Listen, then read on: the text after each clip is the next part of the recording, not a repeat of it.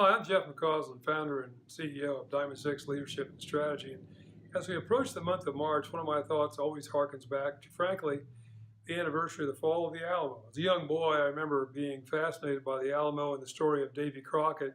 Those of you of my age may recall Walt Disney did a tremendous series about Davy Crockett, which chronicled his life from when he was a frontiersman to a congressman and then on to, sadly, his death in the Battle of the Alamo. So on the 6th of March, we will celebrate the 82nd anniversary of the fall of the Alamo. And this gives a moment to think about Davy Crockett and I think what he might tell us about leadership. One of the things I think Davy Crockett would certainly talk about is that the leader has to establish a vision for his or her organization. And certainly Davy, as a frontiersman, had a vision for how the frontier of the United States should expand in the early part of the 19th century. Certainly had a vision for the nation as he moved on to become a congressman. And then later in life, of course, he'd go to Texas because he had a vision for the future of Texas as an independent country and eventually a part of the United States.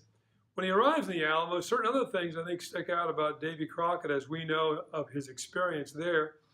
And first one is Crockett serves, I think, a real service to the fighters at the Alamo about being the one guy that kind of makes the organization work. There's a lot of confusion about actually who's in charge. Is it William Travis? Is it Jim Bowie? The garrison is somewhat divided. And Crockett is the one guy that seems to smooth over that conflict and allow the organization to function.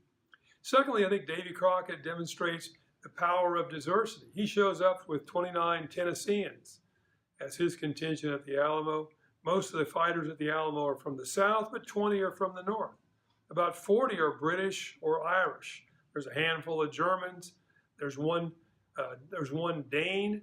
And there's a large group of Tecanos who are Americans of Mexican descent. So this shows how a very, very diverse team can still be very, very effective. And Crockett, as a peer amongst those guys, Travis, Bowie, and himself, very well known, also serves to bring that team together, I think, by the power of emotional intelligence, showing his ability to control his emotions, keep everybody calm in the face of adversity. And if you've seen the film, there are reports that Crockett would play his fiddle to kind of keep the calm amongst the garrison as they face the awesome prospects of their future. And then finally, and last but not least, even in his passing, I think Davy Crockett suggests to each one of us how throughout our lives as leaders, we have to continually reinvent ourselves. And Davy reinvented himself several times as an Indian fighter, a frontiersman, a congressman, and then as a revolutionary in that defense of the Alamo and the eventual independence of the nation